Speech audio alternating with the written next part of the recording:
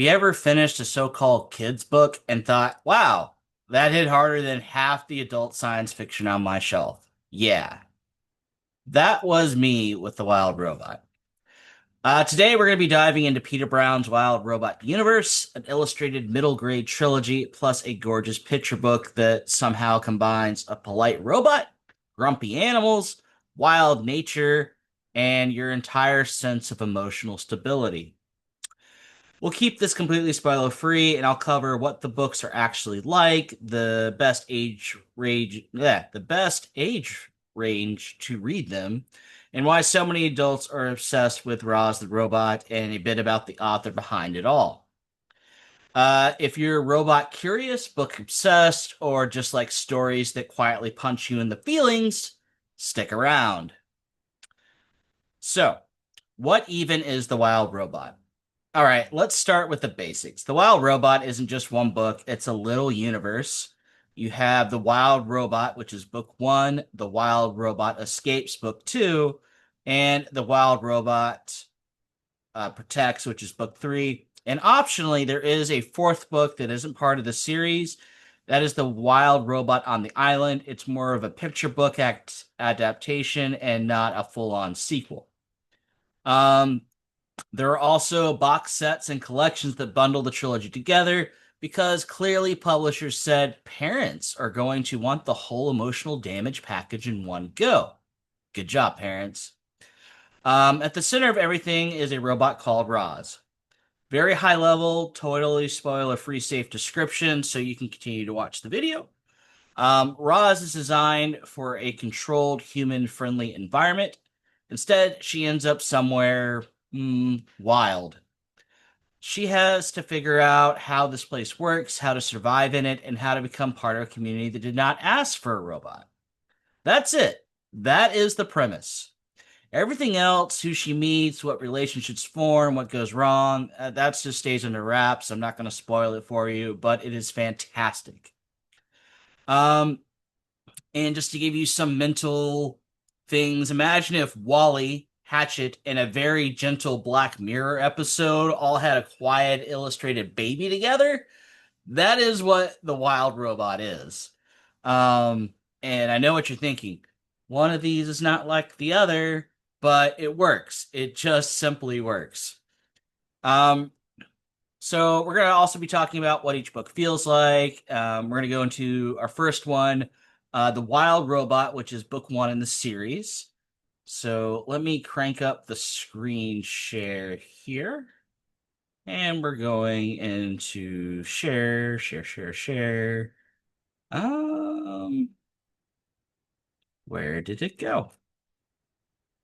There it is, I believe. Share. Okay, so first up is the box set. That's going to run you about 50 bucks. And here's what it looks like, all blown up. I love the art style. It's really fun. But going on to book one, The Wild Robot, again by Peter Brown. And we have a glimpse of what we'll be diving into. So, back over here. It reads like a series of short, tightly written episodes. Roz is in an unfamiliar environment. She observes, she experiments, she adapts. The local animals are, well, not thrilled because you're not nature, you're a robot. Very, very slowly, she starts to build trust. The tone is kind of calm, almost meditative at times. It's broken up to short chapters filled with black and white illustrations that feel like still frames from a very gentle animated movie. If you like stories where the tension comes less from big twist and more from tiny shifts in how characters relate to each other, this is your jam. Um, Next we'll go on to book two here. That'll run you about 838 on bookshop.org. And here's what the cover looks like, all blown up. And don't worry, I'll have links for the books down in the description below. It's kind of like a paintery Pascal type thing, which is just great. It just works. Again, we got Roz over here. And So once we're into book two, we go, cool, you've met the wilderness. Let's talk about civilization. So the scale widens. We get to see more of a human world and how robots are treated there. Roz has to juggle competing loyalties and figure out what home and freedom actually means for her. Um, it's a little faster paced. It's a little more obviously science fiction. It's still very readable and still full of illustrations. If book one is learning how to live in the wild, book two is what happens when the wild and the human world start bumping into each other. What's going to happen? And then we're going to go on to book three, The Wild Robot Protects. Again, you can get that individually for about 838. And this is what it looks like. We're on a glacier. We got some fishy McFishersons swimming around doing fishy things. And yeah, it's great. So, um, the focus moves from one robot's survival to the health of an entire ecosystem. The themes lean harder into environmental questions, how fragile nature can be, how interconnected everything is, and what responsibility looks like when things go wrong. It still reads like a middle grade book. I mean, you got your short chapters, clear language, but thematically, it's playing in the same sandbox as climate fiction for adults. And that's what's surprising about it. And that's what makes it enjoyable. So if you secretly or not so secretly want an eco science fiction that won't turn your brain into a stress smoothie, this is a great entry point. Um, and then we go on to the picture book, which is the wild robot on the island. It is what it looks like all blown up. And sun is really bright there. Again, the art style is just on point. Love it. So, um, the wild robot on the island, it isn't a fourth book in the series. Basically, it's a full color picture book adaptation of Roz's earlier story. It's aimed even more toward younger kids. Big art, less text, and a focus on the core idea: Robot Island, Wild World, New Community. So if you have, I don't know, younger kids who aren't ready for full novels or just want a coffee table worthy version of Roz's origin, this book is basically Wild Robot Deluxe Visual Edition, tiny human friendly. Yes, tiny humans. That's what children are. They are tiny humans. Um, so who are the books for? The first three, at least. Reading ages. Let's talk their age range because that's one of the big practical questions. So the picture book, again, aimed for tiny humans. Um, Basically, they put that in the 4 to 8 range. It's perfect for bedtime read aloud, story time at school, or the library. That one niece or nephew who loves robots but is still more picture books than chapter books introduces the world and the tone without diving into heavier tension. Now, going in the main trilogy for the three novels, bookstores, libraries, and publishers pretty consistently file them under middle grade, which is usually ages 8 to 12 or grades 3rd through 7th. Some nuances. Ages 8 to 10 is the sweet spot. Kids can usually read them independently. Now, if you're going younger, let's say 6 to 7, it's great as a family read aloud, and because the chapters are short and the illustrations give visual anchors. Now, if we go up in age, let's say 11 to 13, it's still absolutely valid. If anything, the older you are, the more subtext you do notice. And they're also very friendly to reluctant readers. The pages are not visually intimidating. There's usually an illustration waiting for you every few pages, like a tiny, tiny little treat. And everybody loves treats. Now, I'm an adult. I don't fit these age brackets, and why you, probably an adult watching this, would want to read it. Um, because it emotionally compromise your feelings with this robot. You get attached to Roz. But let's be real. Why are so many adults reading The Wild Robot and then quietly messaging their friends like, hey, I cried over a children's book about a polite robot. Is that normal? And another adult goes, yes, it's normal. Welcome. And here's why it works again so well for grown-ups. big questions in a small package because it was designed for middle grade. On the surface, language is very simple, but under the hood, these books are asking big questions that would not be out of place in, I don't know, a philosophy or an ethics type class. Um, if you were designed for one purpose, can you grow into another? That's a big question. At what point does a machine stop being just a machine? How many of us talk to Siri? It's a robot, right? And then you got, I don't know, Luke Skywalker talks to R2D2. We talk to machines as if they're real. And that's the appeal. And what do we owe the natural world when our convenience damages it? That's a big question. And what does it mean to be part of a community that didn't choose you? That's another big question. These are great. These are great questions. The genius here is that they're explored through very concrete, kid-friendly situations, which means adults get all the brain food and all the feelings without having to grind through 600 pages of misery. There are books exactly like that out there, but they're right. They're usually lengthy. They're long, long, long, long. And you get that same effect in a tiny package. And you know what? I like pictures. I love me some illustrations. And these got great illustrations. Then we're going to go into the oh no, that's me factor. Roz is extremely relatable for adults in a weird way. She is constantly trying to figure out the right thing in situations where the rules are fuzzy. We all do this.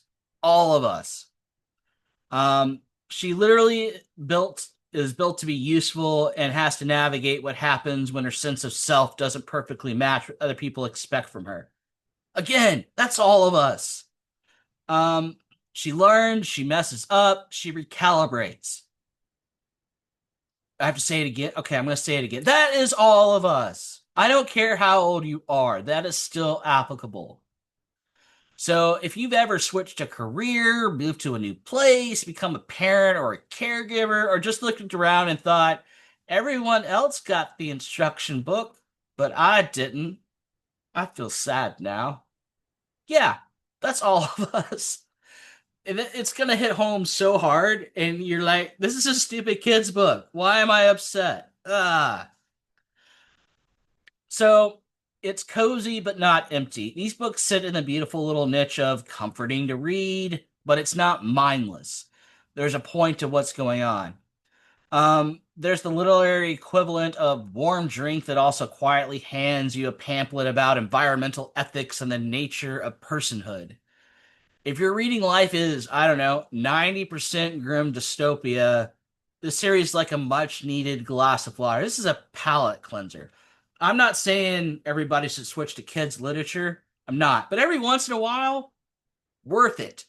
Because you're reading, I don't know, thought out prose. They go on for hundreds and hundreds of pages. It causes you to think for months and months and months. This is short, compact. You can read it pretty at a fast clip, especially big font, pictures, and all of that. So, the author, Peter Brown, who is he, and why do his books feel like this? So, we are going to switch over to his actual website, which is pretty cool. And he is great in the context that he added a lot of artwork to what he was successful at, which was the Wild Robot series. He's done a lot of other numerous works like The Creepy Crayon, Fred Gets Dressed, Creepy Pair of Underwear, My Teacher is a Monster, My Tiger Goes Wild, You Will Be My Friend, and a bunch of other things. So he has a background in all this. He's won some numerous awards as well. I did look at his website before. He's got some cool freebies. He's got some coloring book pages, which you can just print on demand pretty much. So you can click on one and you can color. If coloring is your jam, great for kids, great for adults. On his fact page, he is willing to come to your school or speak at an event. He does charge for that, as he should, because time is money. If you want to come for a virtual visit, he does virtual presentations to schools and libraries and stuff about custom artwork, poster prints, and how do you come up with ideas. He basically just looks around at the world and gets inspiration from that, which is great to see. I mean, artistry and literature is always great. So he does plug his friends, his other authors, Ruth Chen, Angela Dominguez, Thera, Header, I don't know, Brian Farley, and Dasha till something. Yeah, we'll go with that. So you can look at his event schedule. He's got that laid out as well. And if you want to contact them, because reaching out to authors is really cool, you can reach out in his various ways here. Yay.